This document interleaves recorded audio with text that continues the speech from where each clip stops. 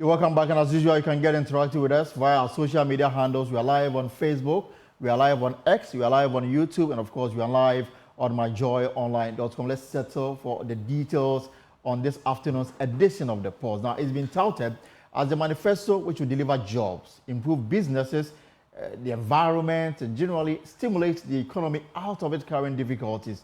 The NPP manifesto for the 2024 general elections.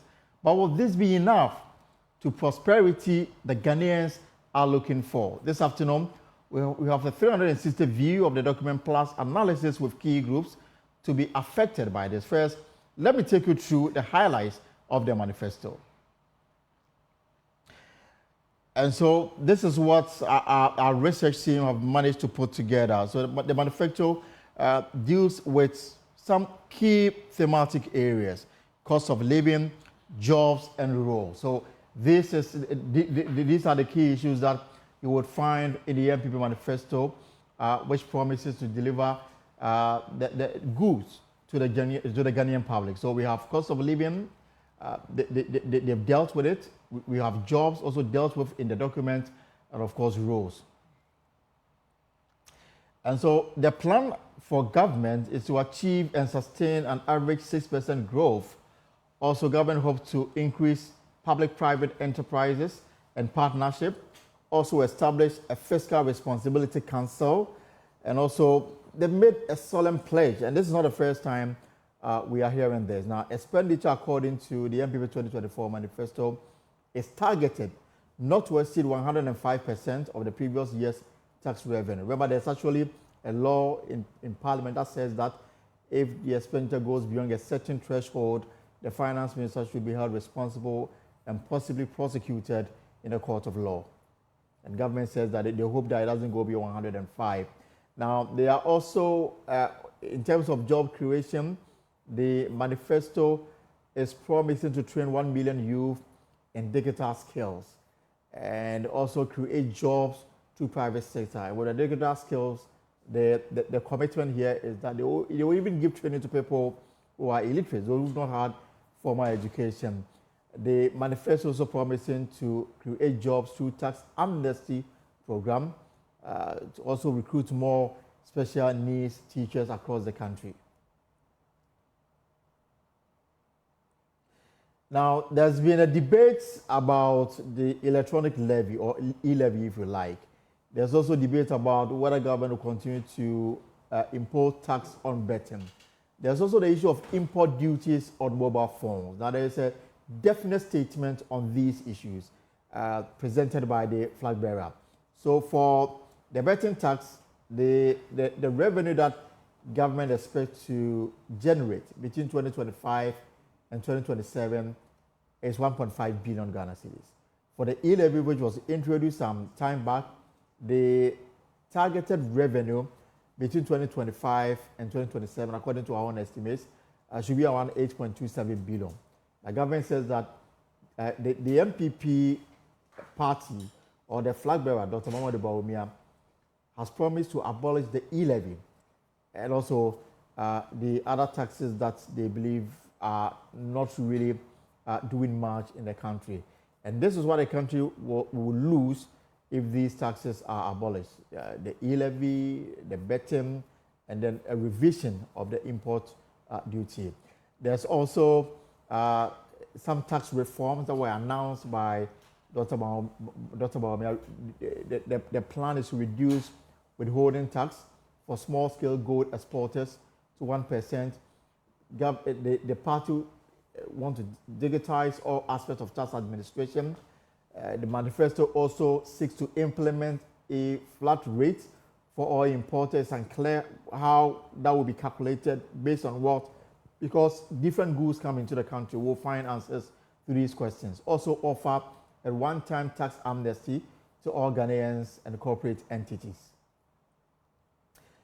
The manifesto, again, according to NPP, will seek to harmonize port charges, broaden the tax base through digitization, and also will see to the implementation of flat rate in tax on income.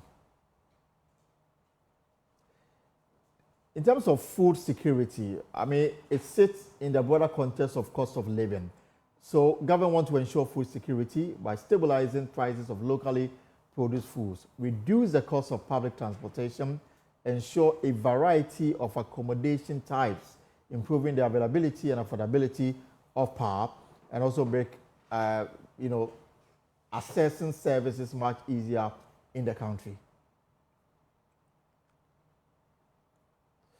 And as far as digitization is concerned, Dr. Mamadou Bawumia says that if elected with this manifesto launch, that will form the basis for which they want to develop the country. They would establish a national robotic engineering and AI lab. They will fund viable tech projects by Ghanaian startups. They will establish a fintech fund with $100 million capital. And they also hope to implement a digital residency, that's e-residency, if elected in the upcoming election. And also increase internet penetration to over 90%, implement comprehensive data interoperability, establish a fintech fund with $100 million capital, appoint a digital ambassador, and also implement a 5-year digital nomad visa and work permits. And the rationale behind the ninth point is that they want to make it easy for people with some skills can have visa and work permit to work in the country.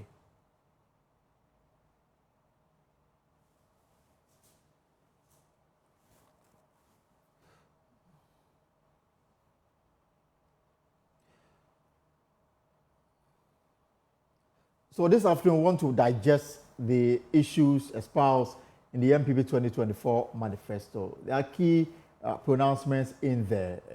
They want to even give some incentive to teachers, to the medical profession, and all that. But how feasible are these measures?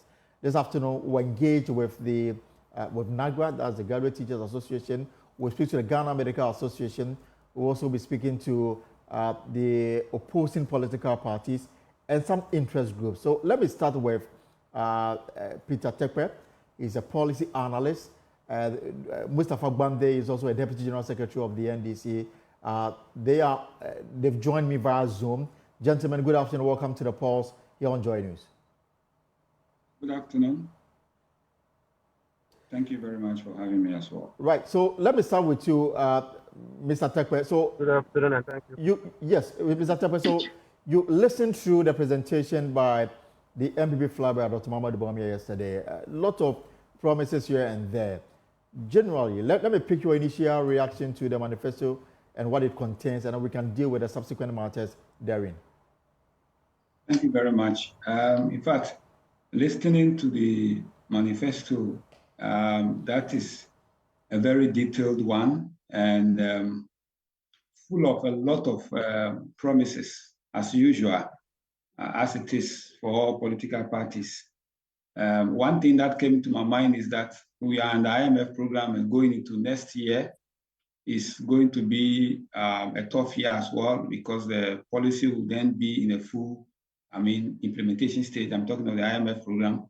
And so how revenue will be generated such that it will be able to execute all these promises is the cause for concern, because these promises are not coming with its assigned revenue streams that we can say that this is where funds is going to come from to be able to do ABC, with the exception of the promises. And normally in the past, the reason why political parties come to power and then they are not able to execute most of their manifesto promises is because they promise more than they actually think the coffers will be able to help them to actually execute. And so that is a challenge that, yes, a lot has been said. Unfortunately, we have not seen, the same thing being said about revenue. And that is where our problem is. So they come to power and then they are forced to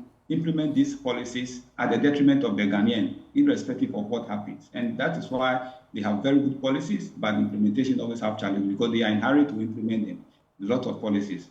Right. So, Mr. Tekpe, so we're going to have a lot to chew on as far as revenue and how we align them with the promises made. There's been a lot of talk about government Dr. Bawumia says that if elected, he will ensure the abolition of e-levy and some other taxes, streamline, import duties, and these are all revenue measures. Yet, under an IMF program, the NPP approach in 2025 will be to make things more flexible so that taxes they describe as nuisance taxes will be done away with.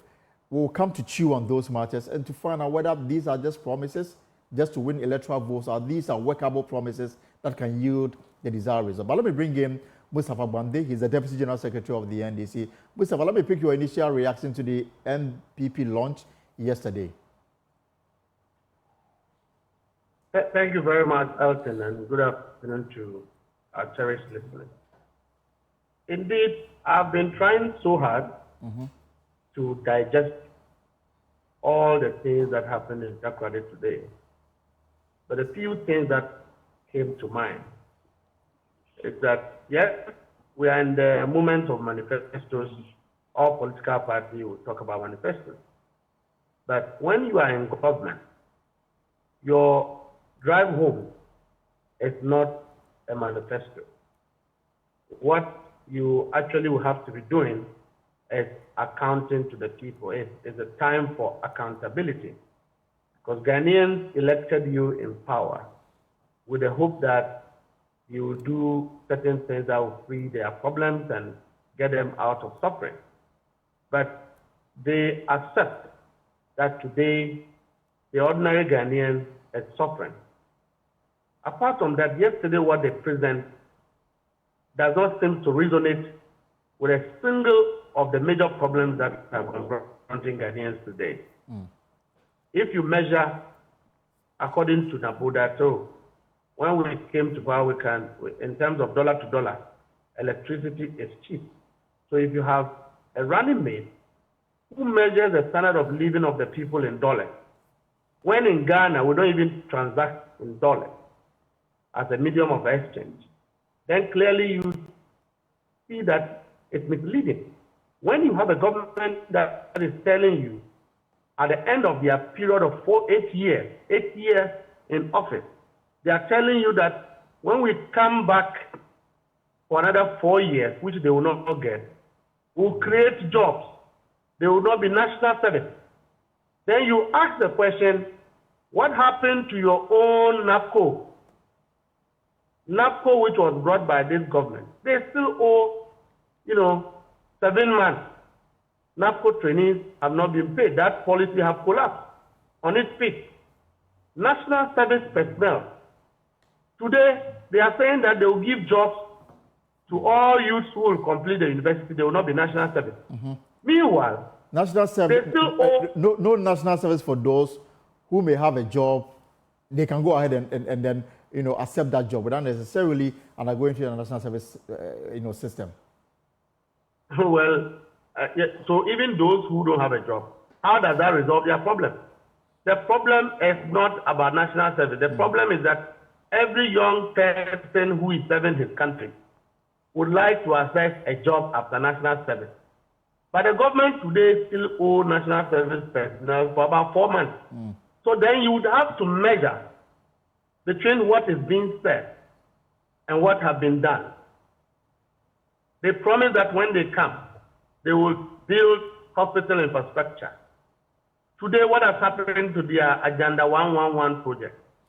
They said they have built over 40 clinics and hospitals. Right. And then over 200 health centers.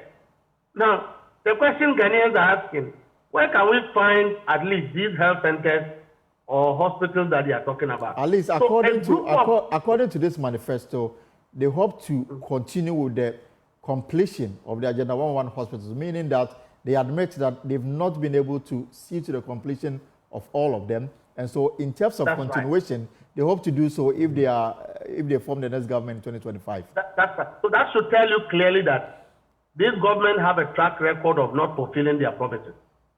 It has a clear existing track record of not fulfilling what they say. So what I would say is that, again, it's a recycled plant of lies, recycled plant of deception, recycled plant of dishonesty. Today, they are in government.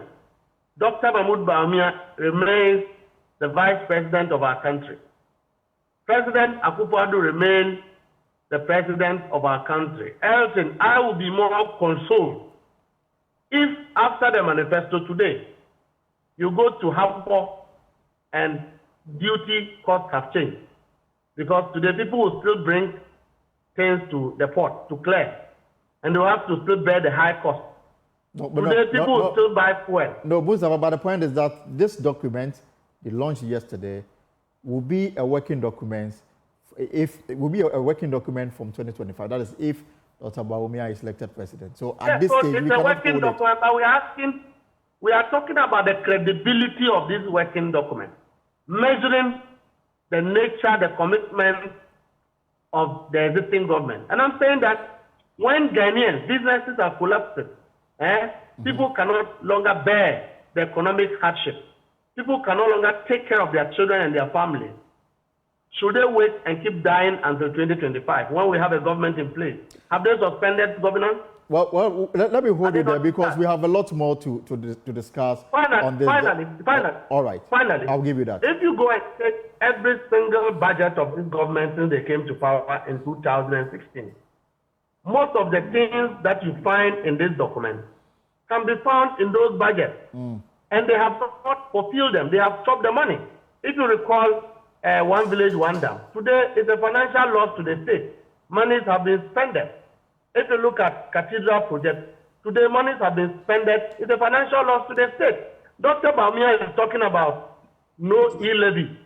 You remember the massive campaign and involvement of the vice president as far as this e-levy is concerned. If there is any commitment or credibility to what they are saying, let them remove the e-levy tomorrow, then we can have a serious conversation. All right. But that is not the case. So, again, it's just a group of people who are of deception, a group of people who are dishonest, a group of people who are insincere, a group of people who don't even appreciate what is happening to the ordinary Ghanaians.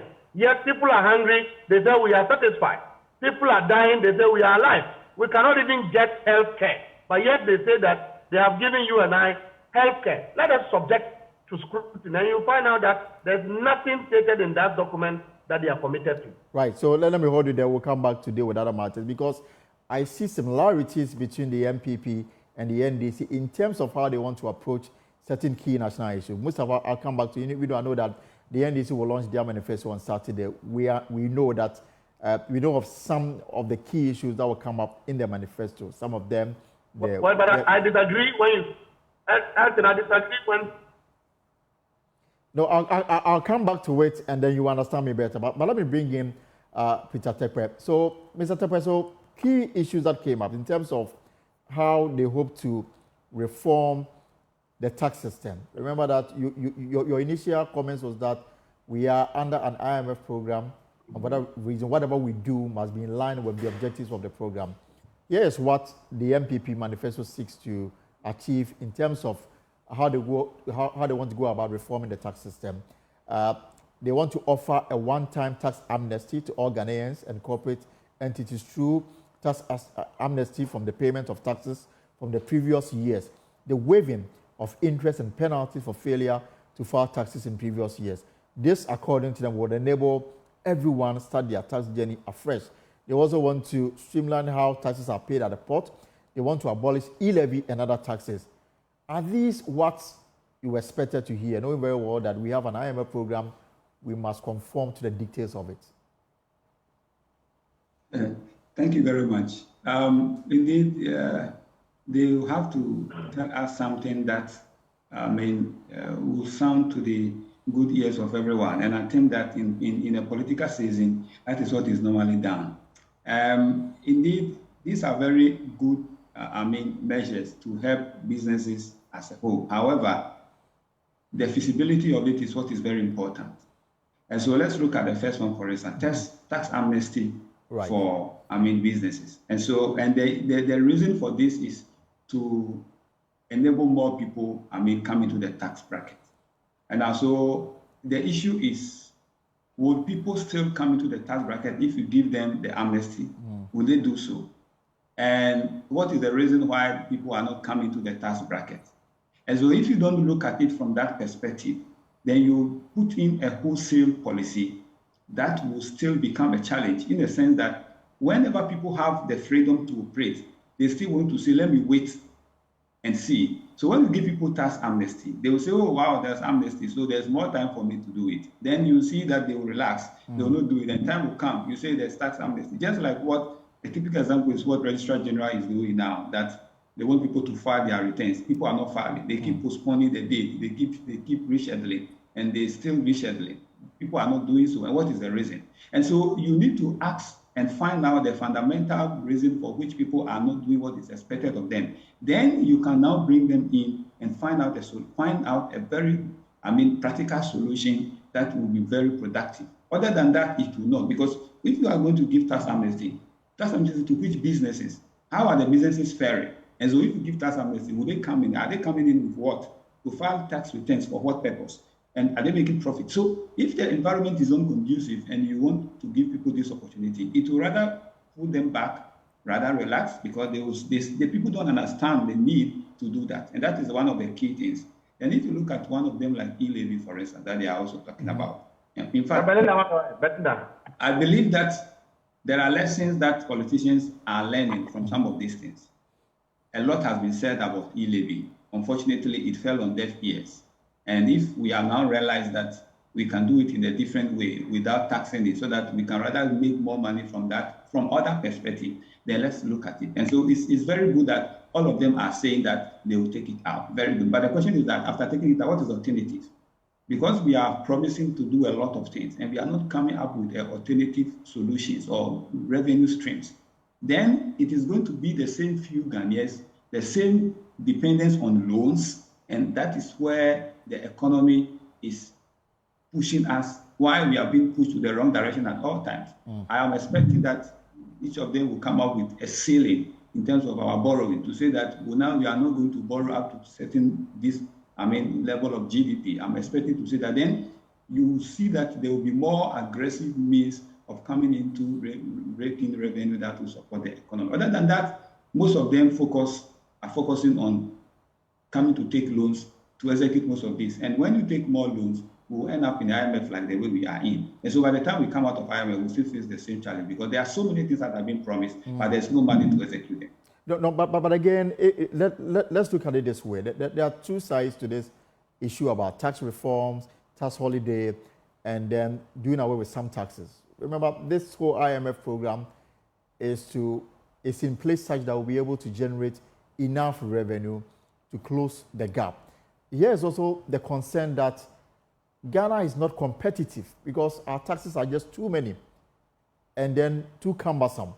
Now, Dr. Bawumia says that I want to make it flexible and I want to ensure that I make Ghana competitive so that we can attract the needed foreign direct investment. We can only do so if our tax system is such that people are comfortable with. How do we ensure that we generate the needed revenue to meet our targets, whilst also streamline the tax system such that we become more competitive in the sub-region, that we attract more?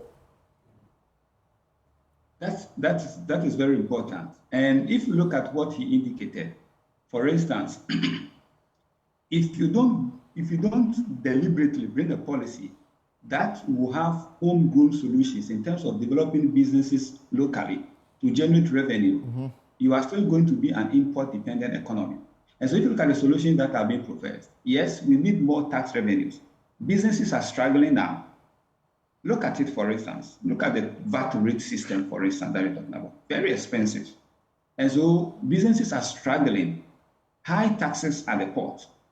So even if somebody is even bringing raw materials, there are categories, there are taxes that are still being paid. If you want to harmonize the tax across the various ports, for instance, what does Ghana depend on? Such that if you do so, Ghana will still be able to bring more of that, and it will not go to other countries, and then you will rather be depending on them again. Right. And so we need to look at it from that perspective, that these taxes that we are saying we are bringing, how is it affecting industry directly? Which of them is affecting industry directly? But don't forget that when you have industry expanding, you have employment also increasing. And the challenge is that when businesses are struggling and they are not making profit, employment also becomes a challenge. It becomes a security issue. So these policies are not targeting industries such that it will help Ghanaian businesses to be able to, compete very well. When we look at interest rate regime, for instance, the businesses are borrowing at a very expensive rate. If you say you are going to, bring down interest rate, to what extent? Because those who are investing and those who are in charge of the funds, like the banks, they are the ones who are controlling this. And we have policy measures like the policy rate, which is at a very high rate that is being targeted at inflation, for instance. So if you are not bringing policies that is targeting industries, and you are doing it in such a way that it will only influence or encourage import, then of course, only one aspect of the economy is going to benefit, which is going to be at the detriment of your green economy, which is a challenge. So, in 2026, for example, most of the debts that we've postponed, payments that we've postponed, we'll have to start meeting them from 2026. Can we just give the Vice President the benefit of the doubt and say that some of the plans he has or he's announced can bear the fruit that will be enough to sustain our economy?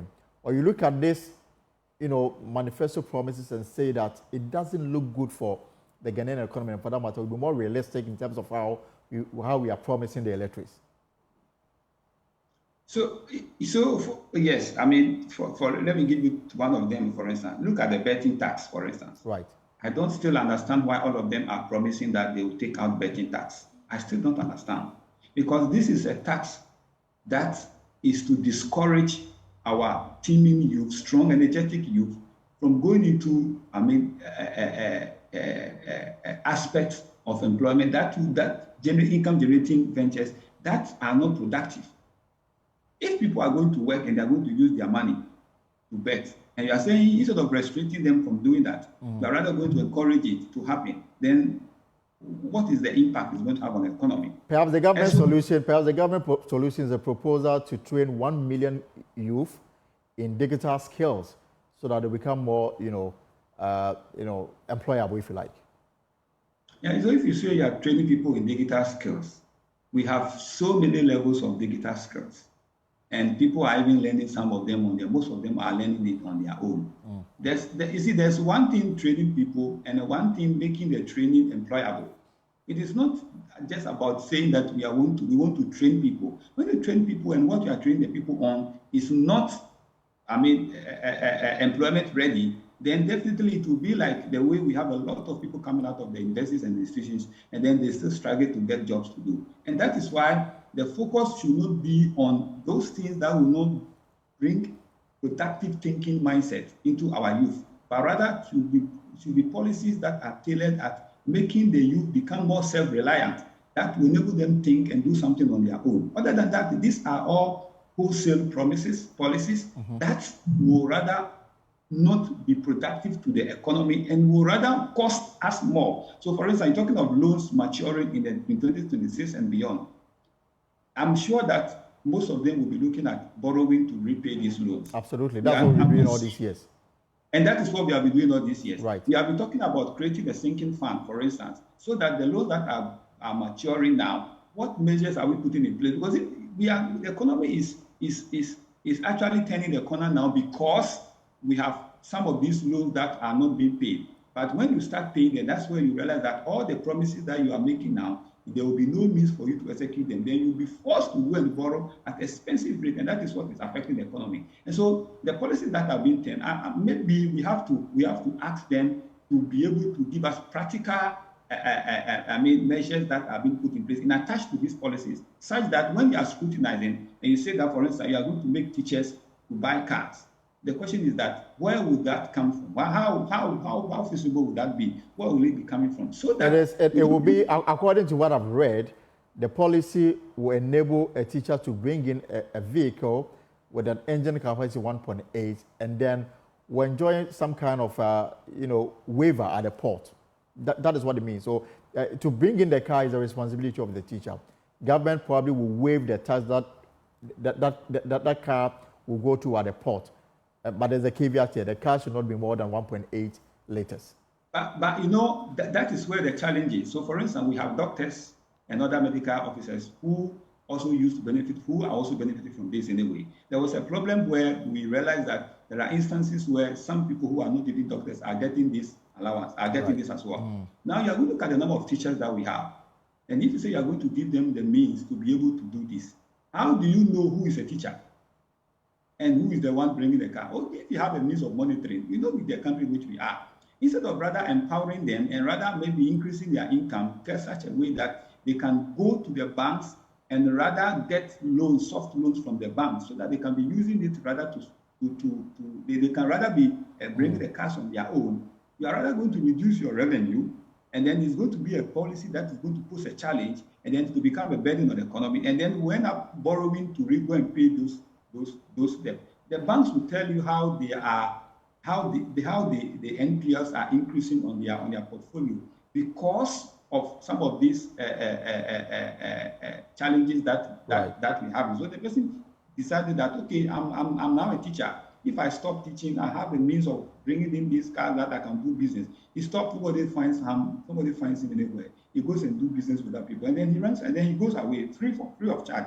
So for me, we should be looking at these policies in a way that it will empower the Ghanaian to be able to do things on his or her own, rather than depending on government policies that will put a burden on the national coffers rather. And that is what we should be moving away from. Empower the Ghanaian and let him be able to work on some of these things on his own. Go to the bank yourself, go and take loan and manage yourself. Otherwise, we will see it as a means of making another money, which will be at the detriment of the country.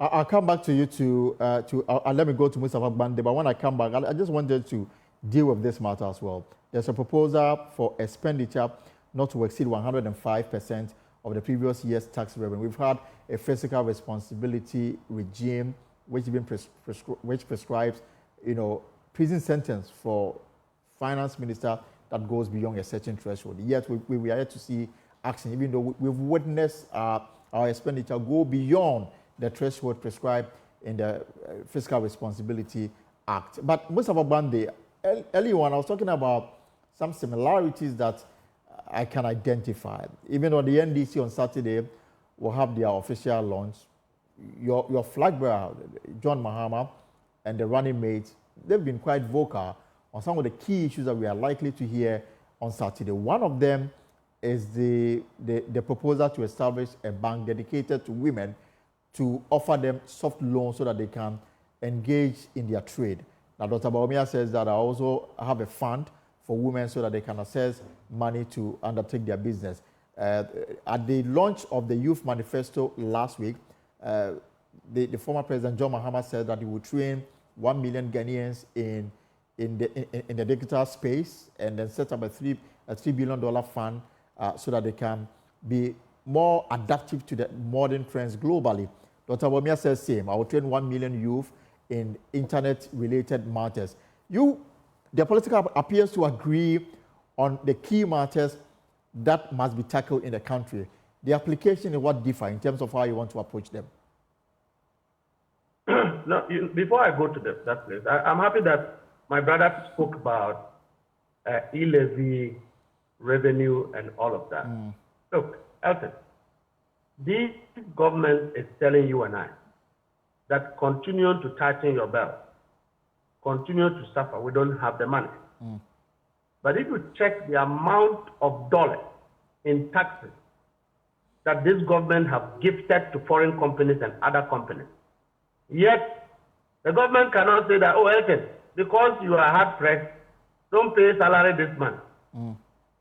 GRA is on the neck of domestic businesses and disturbing them for tax revenue when foreign companies take the money for free. President Akufo-Addo even gifted his brother-in-law $10 million of taxpayers' expectations out of business. So how do you then say that because President Mahama says I will abolish e-levy, they will abolish e-levy? Let them abolish it tomorrow. If they are able to abolish it tomorrow, then there will be some level of a positive feedback to what they are saying. Now, I disagree with the fact that both NDC and NPP agree on key issues. We do not agree on key issues. I've given you examples. We started the language appears the same. The actors are different. we started free SHS. We were doing progressive free SHS. They came with an all-inclusive free SHS. Today, it is not doable, it is not going well. We will go back to our progressive free SHS, tighten the corners where it has been loosened so that Ghanaians can benefit that policy. So on that score, we are not the same. Number two, when they say that we have created, is it 21 million or 2.1 million jobs? Right. Yeah, but of course, they say that where do they get the jobs from? Agenda 111, one village, one dam, one district, one factory. And you and I know that their source of creation of jobs.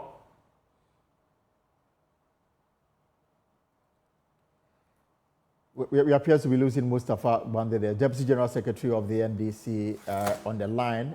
Because of connection issues, we'll try and see if we can re-establish.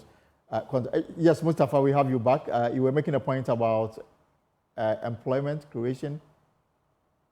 Hello? Yes, I'm listening, Mustafa. Please go on. Yes. So when they are telling you and I, for the NDC, we are saying that our source, when we had 4 years, President Mahama had 4 years in government. At least today, the NPP is not saying that Bank of Ghana Hospital was not built by John Dramani Mahama. They are not saying that Temaport expansion was not started by John Dramani Mahama. All the airports you see, they are not saying it wasn't built by John Dramani Mahama. But yet, they have been in government for 8 years. Moved our loans up to 740 billion Ghana cedis. Yet there is nothing to show. If there is nothing to show and the same people come back promising you handouts, giving you documents, well, Elton, you cannot say that we are the same. We are not the same. If Dr. Baumia has any commitment to differentiate himself from the norm, let him begin to implement his policies tomorrow. Because they are in government. Elton, this government has a responsibility to account to Ghanaians. The NDC has a responsibility to give a roadmap of how we are going to govern this country. They have a responsibility to account to the people of Ghana. Let them account for all the loans that they have taken. What do they use it for? If you gave the same amount of money to the NDC, Ghana would have become like Dubai. Everybody would be comfortable. Today, as we speak, there are no beds for sick people in the hospital. Today, as we speak, health insurance is collapsed. Today, as we speak, Elton, if you finish this interview and you are going to buy fuel, you will buy it at the usual and normal price today. You still feel the impact. Why are they not putting in short-term, medium-term, and long-term measures that will lift burdens from the people of Ghana? We are not slaves. Ghanaians pay tax. Ghanaians are hard-working people. Let us not discomfort them in this manner. At least this government have options. If they don't even have the brains, they can rely on the NDC, they can rely on journalists, they can rely on private sector so that we can fine-tune a way forward for this country. But yet, we are not doing that. Else, we cannot let the country crash. Let them be telling you that we are putting measures in place to take the economy out of IMF, to make it resilient. They are not having that conversation. They are running away from that conversation and promising heaven and earth. Can you compare these syndicates of deception to the NDC? We have a track record that everyone knows. What can you say in the last 7 years President Akufo-Addo have done for the people of Ghana that he can be remembered, except corruption, except stealing, except dissipating public land, except sharing revenue to his friends? That is all you can remember about President Akufo-Addo in the last 7.5 years. But you can remember President Mahama for all the monumental projects, roads, hospitals, school infrastructure, airports. You can remember President Mahama for it. What are they talking about? Right. Let me conclude with Mr. Peter Tekpe so that I come and ask you about what we should expect ahead of Saturday's launch of the NDC's manifesto. Yeah. So, Mr. Tekpe, so again on the 2024 manifesto on the economic outlook, the document points to a promise to ensure expenditure does not exceed 105% of the previous year's tax revenue. This is a promise in the NPP manifesto. And I asked early on, we have in this country a Fiscal Responsibility Act, which actually prescribes punishment for any financement that goes beyond the threshold approved by Parliament. We've gone way beyond those thresholds. If you ask, COVID will be cited as a reason why we went on a spending spree.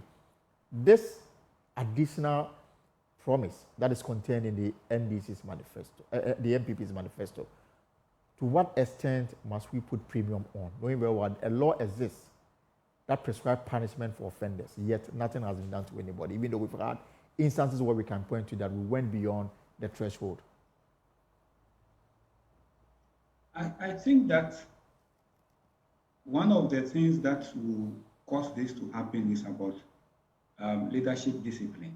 But because we have not been able to, do that, then we have to look at alternative means by which this will happen. Because it's a very good, law. Unfortunately, it's not being adhered to. So what we can do then is to allow Parliament, to do that. That anytime there is such a situation, Parliament will have the power to be able to maybe censure that minister or to remove him out of office. Right. And I think that will serve as some, stopgap for government to be able to actually guard our purse very well, because it seems that the president doesn't have that political will, because he's the same president who also allows that to happen, because of course he is the owner of the budget, and definitely every expenditure also definitely he has an idea about it. So it is an issue that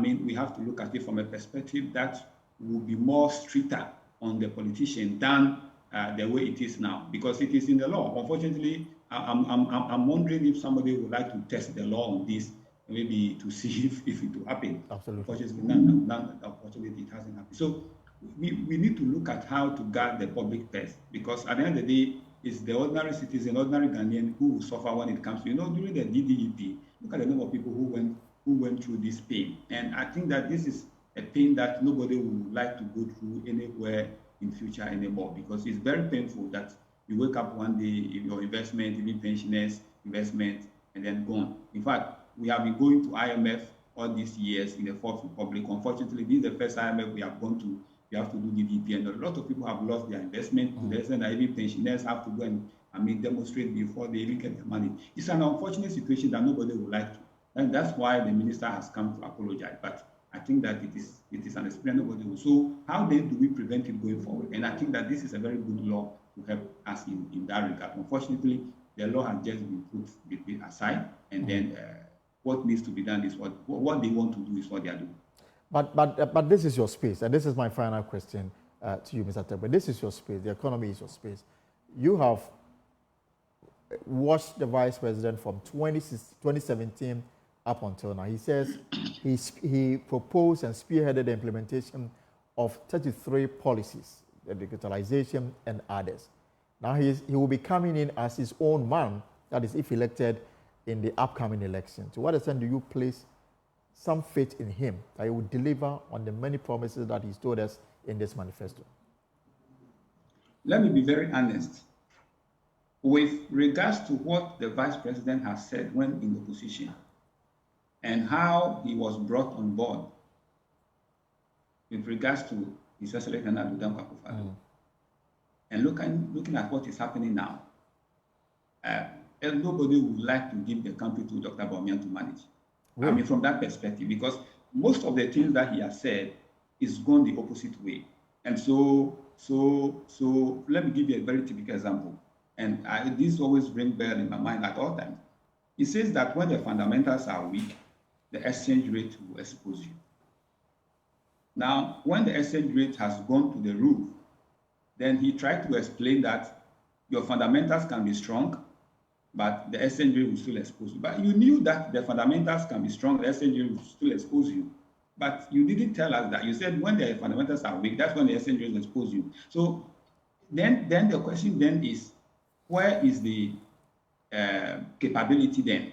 And so if you say you listen to what he has said in the past, and then based on that you want to judge him on that, then we'll say that he has not lived up to expectation. He will not get a pass mark. But let's look at him as his own man, because he indicated that he was the mate, he was not the driver, he was just a mate.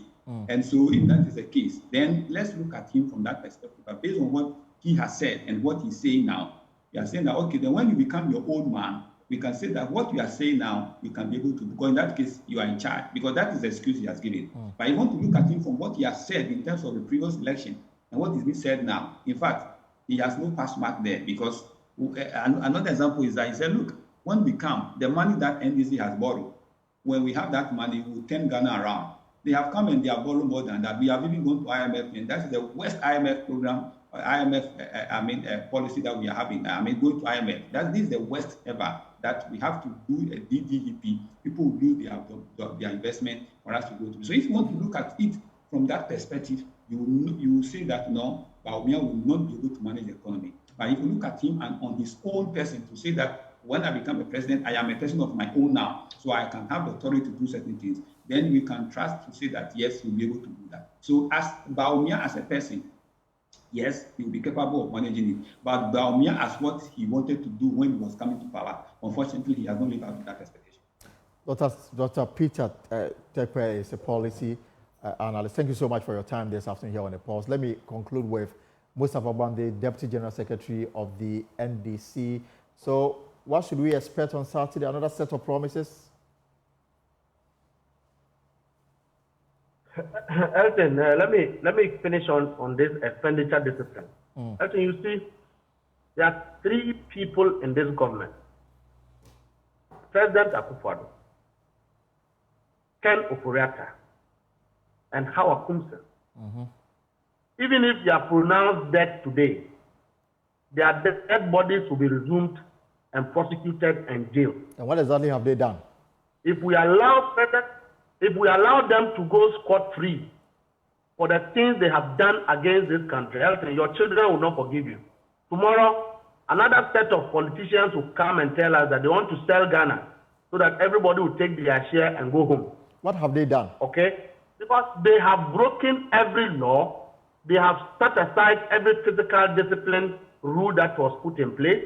Any law that will regulate the do's and don'ts, they've set them aside and done their own thing. Look, they have done the unthinkable. What has never happened to the government of this country was conveniently done under the supervision of the president and the execution of the finance minister. As of Dr. Mahmoud Bawumia, they have kept him as a man who is not competent and using him as a vehicle of deception and lies and mockery and all of that.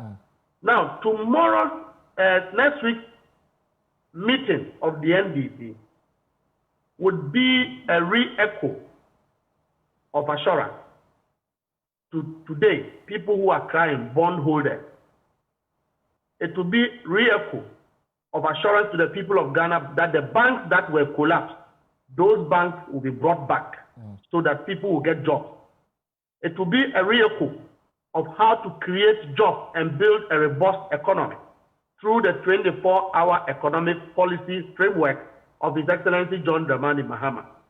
It will again be a re-echo of our agri-industrialization policy, where agri-service centers will be sent to every single agri-district so that we bring farming to the people to farming in order to curb food insecurity, rebuild our economic creation of jobs. It will be a re-echo of the pursuit of His Excellency John Dramani Mahama to implement free medical free for all, where people would have to access medical treatment for free. That is the biggest challenge every Ghanaian is going through today. Now, we are going to also re-echo our assurance to hold to the highest standard of accountability every single human being that have participated in the public plunder, the looting of public funds, causing financial loss, those who have stolen cathedral money, those who have participated in the sharing of Ghanaian taxpayers' money, those who have partaken in the sharing of the one village, one dam money. Ghanaians want these people prosecuted, and NDC will do that. We are going to also echo a framework of how to recover all stolen and shared government properties, government land, as if we didn't have a government in place. That is what the ordinary Ghanaian want to hear, and that is what we are going to put together on Saturday to be a framework detailing how to solve the problems that are confronting Ghanaians today. It is not about promises. It is not about repetition of what we have not been able to do. It is not about running from responsibilities. It's about making bold solutions, bold steps, pragmatic steps, both short-term, medium-term, long. Mustafa, we appear to have lost you, but let's leave it there. How we are going to take Ghanaians up. Hello? Yes, please go on. I lost you briefly, but you can conclude for me. Please go on, Mustafa, I can hear you. Yeah, so what will be different from what we are doing on Saturday is that the NDC have a credibility, a track record of performance. We have fiscal discipline. We have a fear of God. We have visionary leadership. We have a leadership that Ghanaians have had, a leadership that associates with the people. Today, people who have all invested in banks, some are crying, some are losing their families. Their dream is to see a new government come back to say, look, all the monies you have lost, you shouldn't have lost those monies. We are finding a way to give back your money because those are hard-earned Ghanaians' money. All right. There's no way we should have a government in place and people are losing their money out of reasons of poor governance, leadership deficit. Right. We'll have His to wait. Excellency John Dramani Mahama will break that gap. All right. Thank you very much. Mustafa Gbande is the Deputy General Secretary of the NDC, and the NDC is gearing up for its manifesto launch on Saturday at the University of Education Winneba in the Central Region. Although the document is yet to be made public, speeches by the party's flag bearer on the campaign trail gives an idea of what is likely to feature. Marcel Agbagba, who has been embedded in the NDC's campaign, reports that among other things, the 24-hour economy policy, the setting up of a women's development bank, free academic facility user fee for the 100 students, the establishment of farming service centers, and the fight against corruption will feature strongly.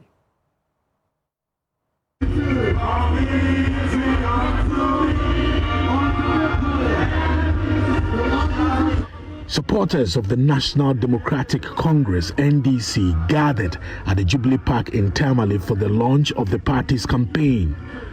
This event marked the beginning of what is expected to be an intense campaign period. Since the launch, the NDC flag bearer has toured the Upper East region, launched the Youth Manifesto at UPSA, engaged with the young people at Bukum, toured the Volta region, and more. Key among his messages, which gives an idea of what will be featured in the yet-to-be-launched NDC manifesto, is a proposal for a 24-hour economy, which the NDC flag bearer says will create jobs, and more jobs. NDC has the men and the women, and it's not like what the NPP said. We have the men, and we didn't know they were area boys. And our first priority is going to be job creation, so that we can create jobs for the teeming youth of this country. And that is why I'm proposing the 24-hour economic policy. The policy is going to be linked with aggressive food production and modernization of our agriculture. And that's why I'm saying in every district we're going to create farmer service centers. We will bring the tractors, the planters, the plows, the seeds, the fertilizer. And if you're a farmer, you must register with the center. And at the beginning of the farming season, we'll give you all the inputs that you need so that you can produce your crops. Revo, revo, revo. The establishment of a Women's Development Bank is also high on the agenda for the NDC flag bearer if elected. This, he says, will provide Ghanaian women with loans for their businesses. The NDC flag bearer has also indicated that scrapping what he describes as obnoxious taxes will be a priority. They include the betting tax and e-levy. The matter be street matter. It be street matter. Yeah, if you talk pidgin. Exactly, make it one pidgin. So my boys and girls on the streets, they are very happy. If only you assure us and promise us that you are going to abolish the 10% bet tax. This one be the yawa of the day. You see, boys they hustle. And job no day. So now the bet, they do small, get money for gobe. So we talk already. Say where we come. The betting tax will go remove them. E-levy too will go remove them.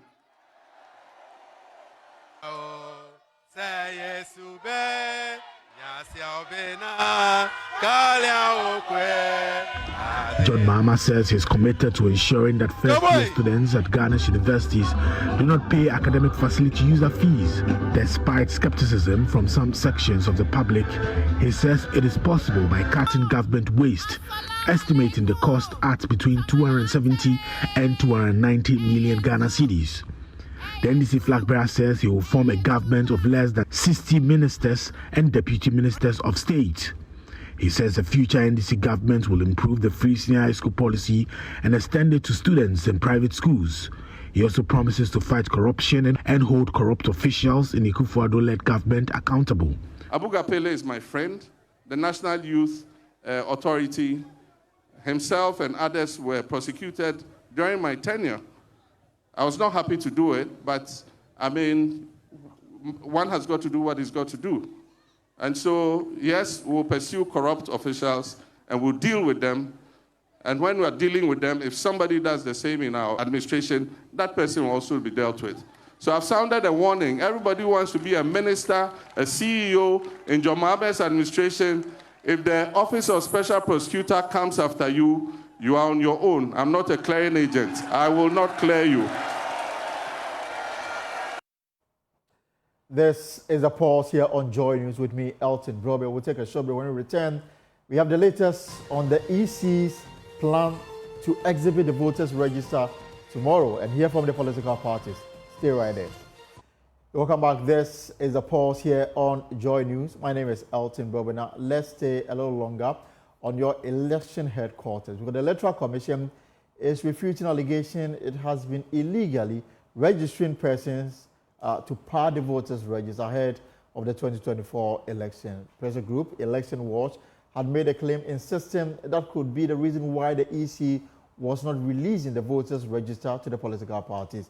When addressing journalists at a news conference, Deputy EC Chairperson Dr. Bosman Asare described the claim as unfounded, questioning the credibility of the group making the allegations.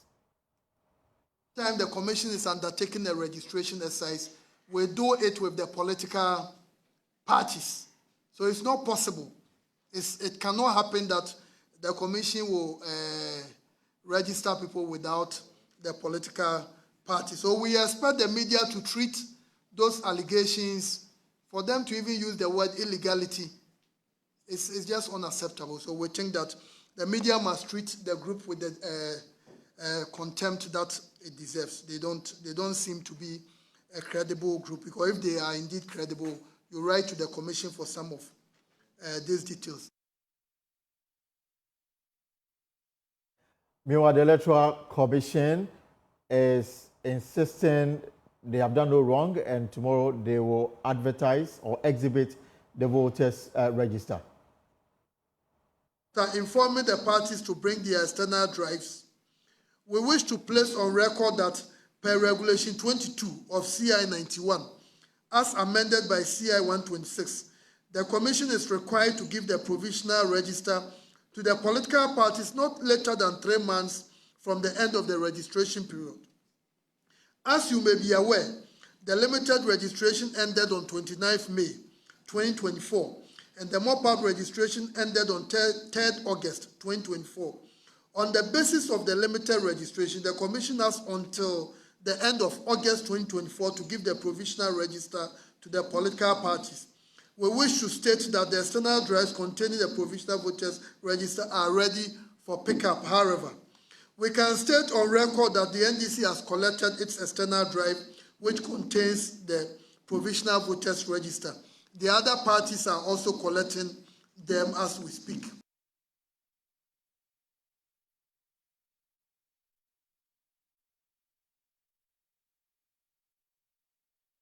Right, so let me bring in Kwaku Asante of our political desk. He joins me with more.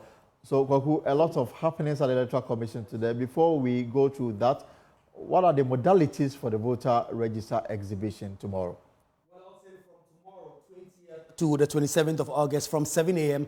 at all polling stations nationwide, persons who are registered to vote can go and get their names checked on the voters register. You need to go and check that your name, your age, and other details are properly captured. So yes, from the 20th to the 27th of August, from 7 a.m., all polling stations across the country, and the Electoral Commission is doing this per CI 126, which is currently regulating how the voter exhibition exercise is being done. Prior to this, a number of concerns had been raised, particularly by the NDC and the Election Watch, which had been pressuring the Electoral Commission to release the voter exhibition at the register to the political parties for that.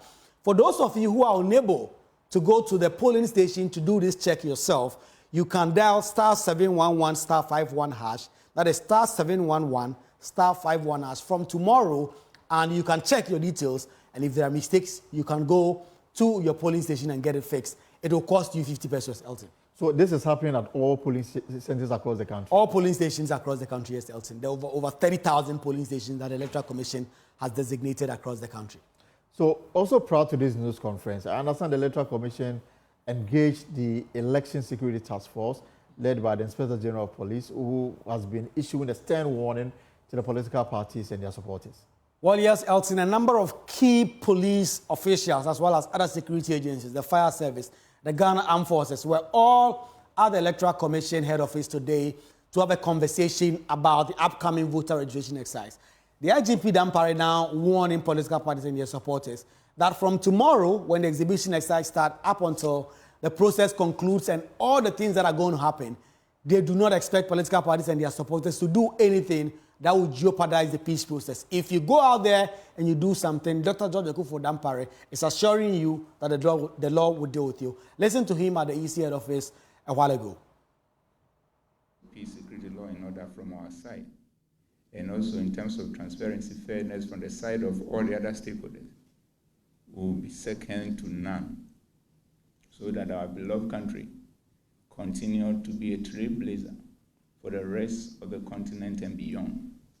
We want to use this to urge all the stakeholders, especially the political parties, that all the issues, all the concerns that they may have in the course of this part of the process, they should ensure that we use due process of engagement of within the law to handle every situation. We don't want to see any situation where anybody will make an attempt to take the law into his or her own hands. If that happens, we will work within the law to deal with the situation. And we ask the good people of this country to support us in this regard, because we will not allow any individual or group of individuals to do anything that affect the sanctity of the peace, security, law, and order of this country. Because we say it's time without number. Ghana, and this Ghana, is the only place that we have. It's the only place we can walk and with our chest out, because that's where we belong. And therefore, we'll stop at nothing to protecting the peace, security, law, and order that we are having in this country. So we beg all and sundry, let's live within the law. And the few who may choose not to live within the law, therefore, we also want to let you know that we'll stop at nothing within the law in getting you to face the consequences of your action. Well, let's get some reaction. National Youth Organizer of the PNC and convener of the pressure group Election Watch, Mark Ewusi Akon, joins me in studio with more. So, Mark, good afternoon and welcome to the pod. Good afternoon, Elton. So, this morning you led, was it a demonstration at the Electoral Commission's offices? Well, it wasn't a demonstration. It was a demand that we placed before the Electoral Commission to ask it to release the provisional voters register to political parties. Common sense will tell you that if we have an exhibition exercise tomorrow, practically, the political parties ought to have the provisional register so that within a space of time, we can be able to distribute it across all polling stations to our agents to ensure that those who do not qualify to be in the register are expunged from the register. And mind you, this is only the opportunity political parties get to make sure that we clean the provisional register just so that we can have a credible one. Right. Unfortunately, on our part, the commission has been so lackadaisical with an attitude that they are not ready and willing to release it. But as I said, common sense will tell you that if you are having an exhibition exercise tomorrow, why would you release provisional register today? You should have done this a while ago. You mean the political parties should have been given copies days before? Oh, yes. The exhibition expected to start tomorrow. Exactly, because we were asked to present hard drives for them to, put onto the hard drives the data, which is the provisional register. On the 8th of this month, political parties were written to, for example, my party was written to, that on the 14th of this month, we should come back to collect our hard drive, which contains the provisional register. On the day, which was Wednesday, the EC couldn't deliver. They called us in the evening around 7:38 p.m. thereabouts and asked us to come on Friday. Friday, our representatives were there and they couldn't deliver. We heard them on TV. Enjoy that it will be ready by Sunday. Sunday, we gave no doubt. So we decided to go there on Sunday. We couldn't get it. And so this morning, it became so important that if you look at the attitude of the commission, they need some level of external pressure to make sure they do what is right because they are paid by the taxpayers' money.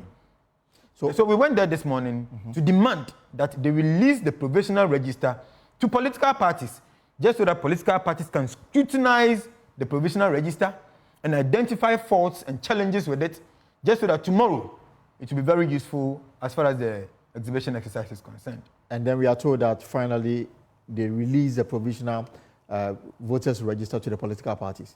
I think this is a move that if we had not given that excessive pressure, the commission wouldn't have released the provisional register. What happened is this. We went there this morning as early as 8 o'clock.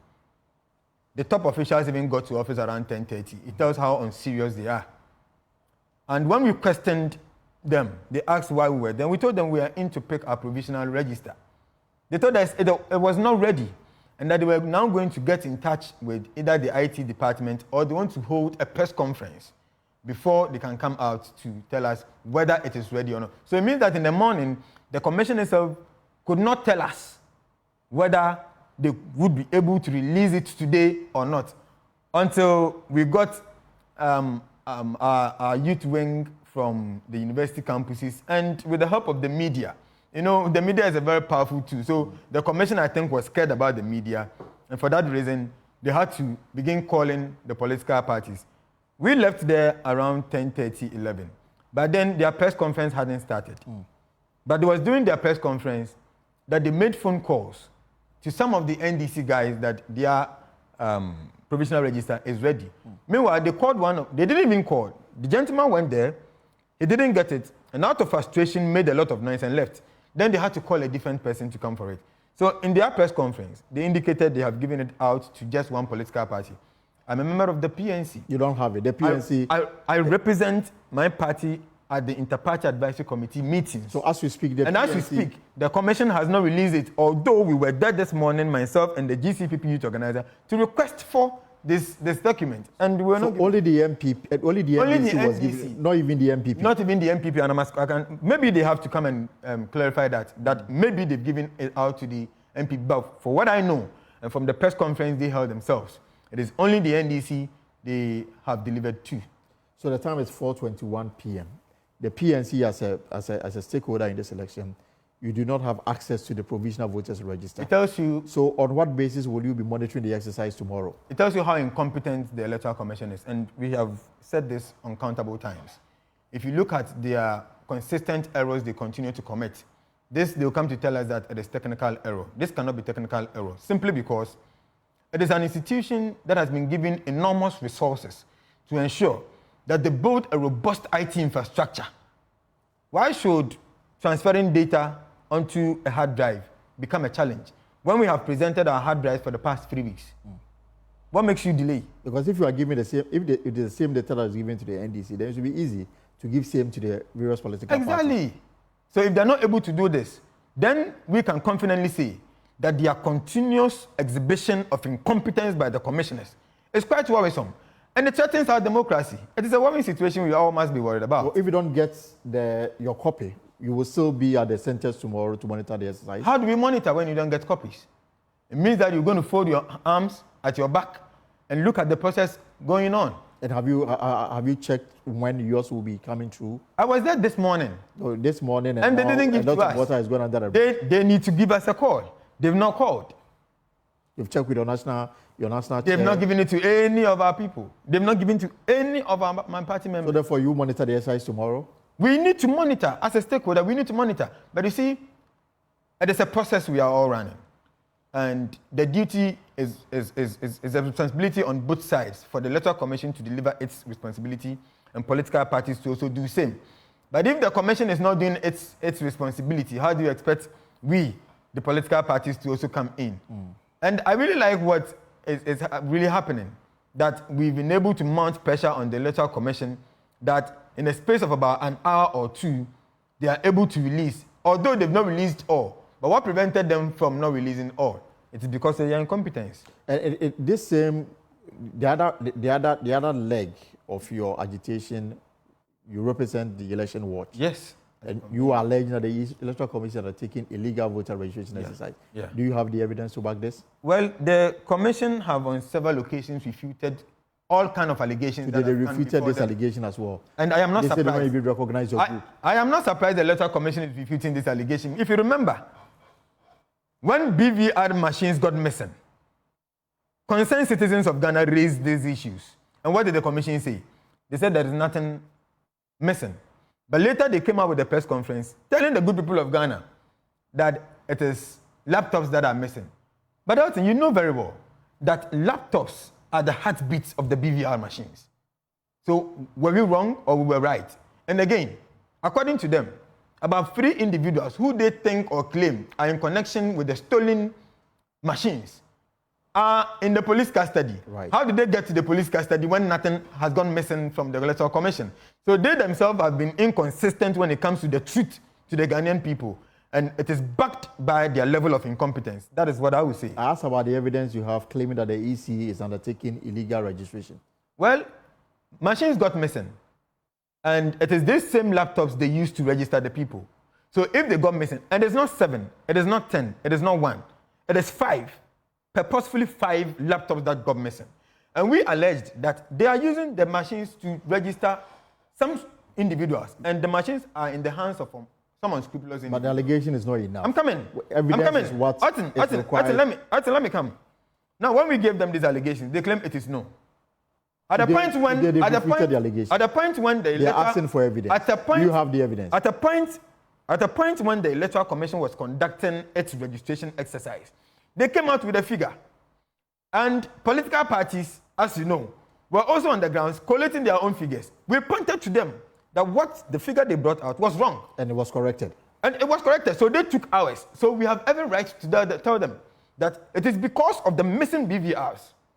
People are using it to register others onto the system. And that is why they came back to pick what figure we have given them. Others who? Do you have names where this registration took place? How many have been registered? I think this is the evidence the Electoral Commission is asking you to provide. Let us finish with the exhibition exercise. But when we said that these machines were missing and they said it is known, we told them that they were in the hands of some unscrupulous individuals. And it turns out to be true, because the figures they were coming out with did not coincide with what the political parties And those figures were corrected. It was corrected. So who corrected them? It is the political parties. It is because we had the authentic number of registered people. That is why the Electoral Commission came out correcting their mistakes. Must we forgive the Electoral Commission when they continue to commit these minor errors? When they are being paid by the taxpayers' money and they claim that they have a robust IT infrastructure? Can you tell me that you would use a Corel Draw to tabulate statistics on your laptop? It is never done anywhere. So we should expect that you will provide evidence to back this exactly. very serious allegation. We have provided before.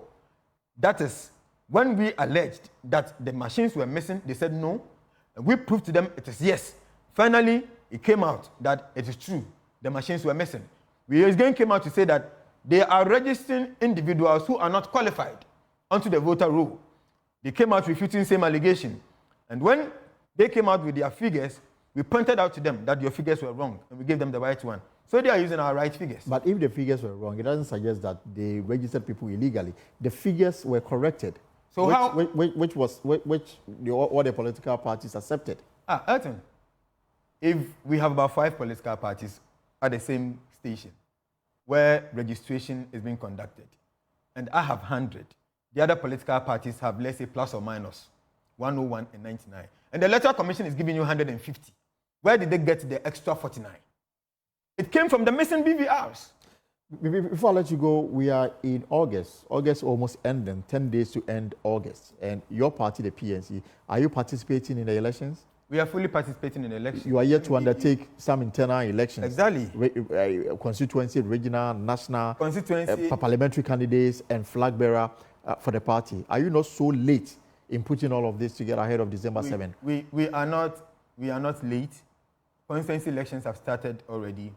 Lord willing, on the 24th to 27th, the regional elections would also take place.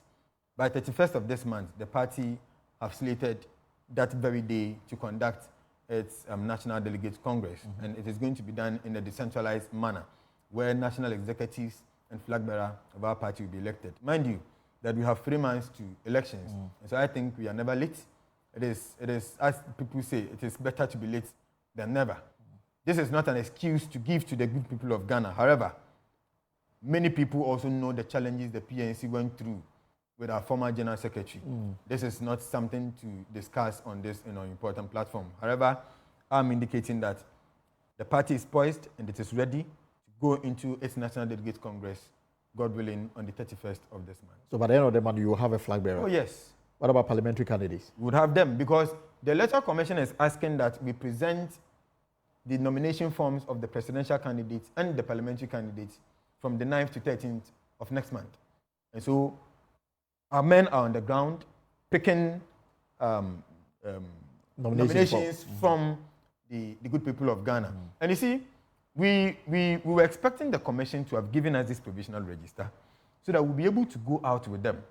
Those who are to endorse our presidential nomination forms would have to be cross-checked. They must be registered voters. They must be registered voters. So if you don't have the provisional register, how do you go out there to pick such information? It tells you that the incompetence of the Electoral Commission is leading many political parties astray. But the other political parties didn't wait for the EC to give them the provisional results. Yet they had elections to elect their parliamentary and presidential candidates. They didn't wait for them. So you cannot simply just say that you are waiting for the EC to give you the provisional register before you conduct your elections. We are not waiting for the EC to give us a provisional register before we conduct our elections, be it parliamentary or presidential flag bearership of the party, because it has nothing to do with that. But what it's got to do is that presidential nomination forms have been given out by the Electoral Commission, and it is required that we get two people each from every district to endorse that presidential nomination forms. Now, for anyone to endorse that forms, we need the provisional register to ensure that whoever is endorsing the presidential nomination forms have or has its name captured in the provisional register, just so that we don't have 2 or 3 people standing for 3 different or 2 different political parties that will lead to our disqualification by the Electoral Commission. All right, let's leave it here and hope that at the end of the month you will have a flag bearer. Thank you. So as of now, people have not returned the nomination forms. You don't know who and who are contesting. Well, Bernard Mona last week Friday returned his nomination form. He's contesting what? For the flag bearer of the party. Honorable David Apasara, the current leader of the party, also picked his nomination last week. Hopefully tomorrow he's returning them as well. There are other individuals who also picked their nominations last week. Few of them have returned them today, and the rest are returning them tomorrow. And what about you? I'll be returning mine tomorrow as well. As the National Youth Organizer? Exactly, I'll be returning mine. And I'm retaining my youth organizership position. So I need you to come and support me win them. We wish you the very best, Mr. Arthur. Thank you so much. That's the National Youth Organizer of the PNC, and we've been talking about some electoral matters. The voter exhibition will start tomorrow. We'll take a short break. When we return, CTAC and government, they've come to some understanding. I have details for you. Stay right there. Right, welcome back to the pulse. Finally, there's some respite as government and striking teachers strike a deal with colleges of education teachers who've been out of the classroom for more than 70 days. They are demanding improved conditions of service as well as some salary arrears payments. Now, in the last few minutes, the Fair Wages and Salaries Commission, they've issued a statement confirming the breakthrough. My colleague Kenneth Jesse, he's been monitoring the meeting between the Employment Ministry, CTAC, Fair Wages and Salaries Commission, and the Ghana Tertiary Education Commission. He joins me in the studio with the very latest. So, Kenneth, everything is over now? Not entirely, because CTAC will still have to call for a council meeting to finally decide that they are going to call it off. Although at the meeting, they did indicate that it's protocol that after what has been discussed in that meeting, which included the Education Minister, the Labour Minister, and other stakeholders, that they convey it to their members through a council meeting. And when everything is done, they are going to decide latest by tomorrow on the way forward. But all indication points to the fact that they are likely to call it off, because at the meeting, they did, indicate that they've reached some level of agreement with government. Do you know what this agreement entails? Well, there was not much of detail given, but on the surface, we know that they're demanding for the payment of 1 month's salary to each member for additional duties performed in 2022. And then also they are demanding for the payment of their July and then August salaries, which they were assured at the meeting that by the end of this month, they're going to be paid their July and August salary. And this was frozen because yes, they went on strike? Yes, because government was saying that you're not working, so we're not going to pay you, basically. But now they have agreed to go back to the classroom, take the students through what they've missed, and they've missed quite a lot because since the beginning of the semester. But over 2 months of academic work. Exactly. And then the interesting thing is the academic calendar ends on the 7th of September. So they have less than a month to rush the curriculum on the students. So it's a big burden that's going to be on the students and the teachers themselves. And the Employment Minister spoke? Yes. Yes, he did speak. He said he was happy with the progress that had been made so far. He assured them that their salaries, so far as they're going to work for them, they're going to be released to them. And he understood their concerns that they raised, with the conditions of service they talked about. So overall, he said that they cooperated very well. Although the Education Minister, who is a key stakeholder, he left the meeting quite early to attend to other matters. So the Labour Minister, Ignatius Bafwewa, was quite impressed with the outcome of the meeting.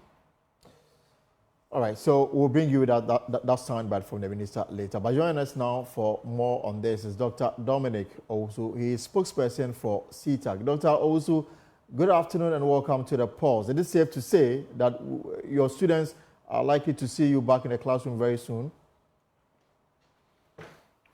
Good afternoon to your cherished listeners. It's basically based on the council's decision tomorrow, God willing. So the council decision will be to announce a suspension of the strike or continuation. That will be determinant on what you will tell them. Yes, please. Of course, I must admit that this agreement reach has brought a lot of joy to a greater extent because we realize that the staff audit report specifically the nomenclature spelled out in the staff audit report has been agreed by both the government and CITAC. And this was one bone of contention that we were actually demanding that we should be given, and we have been given. So it's a major plus for us, and we want to thank all the government agencies. But we want to say that the rest of the agreements are a little challenging. And this is where council will have to come in and take a decision as to whether to agree or to make a compromise. Because we know in labor issues, actually where there is a deadlock and consequently there is a major agreement being reached, it calls for gains, it calls for trade-offs, and then it also calls for compromises. So we have to celebrate certain aspects of the agreement, but there are also challenging aspects that should be looked at. For instance, we've been on strike for 71 more days. than 70 days now, and as it stands now per the agreement, we are supposed to call off the strike before our July salary is paid. But you and I know that if our salaries have been frozen, then the first condition that will actually motivate members to call off this strike is to make sure that we are paid first, and that can serve as a morale booster to members. Right. To look at that as coming from a good faith from government, and that can propel us to actually consider to take steps in calling off this strike. That's right. Let me ask a final question, Mr. Owusu. So the academic calendar, as I'm told, will end on September 7, meaning we have a little over 2 weeks for the students to go home on vacation. Now the strike lasted over 70 days. Are you able to, teach them or give them the tuition in the next 2 weeks, what you've lost in the last 70 days? Yes, what will happen is, per what has transpired, the law is made for man and not man for the law. So what we are kindly suggesting is that there will be need for us to make compromises.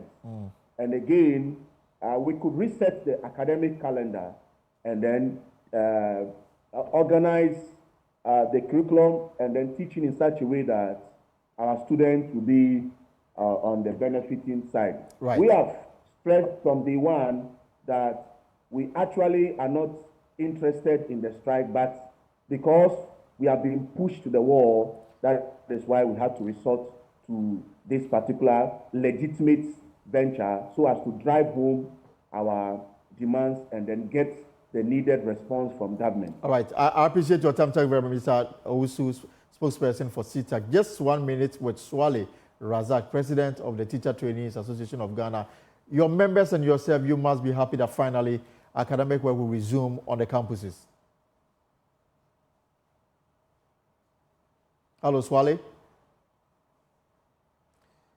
All right, Swale Razak, unfortunately, is unable to connect with us. He is the president of the Teacher Trainees Association of Ghana. Well, folks, that's our show for today.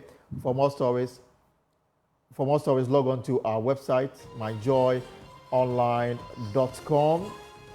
Right, so whatever you are up to in the hours ahead, I hope is profitable. My name is Elton Bro. See you tomorrow, same time, for another exciting edition of The Pulse. Have a good evening.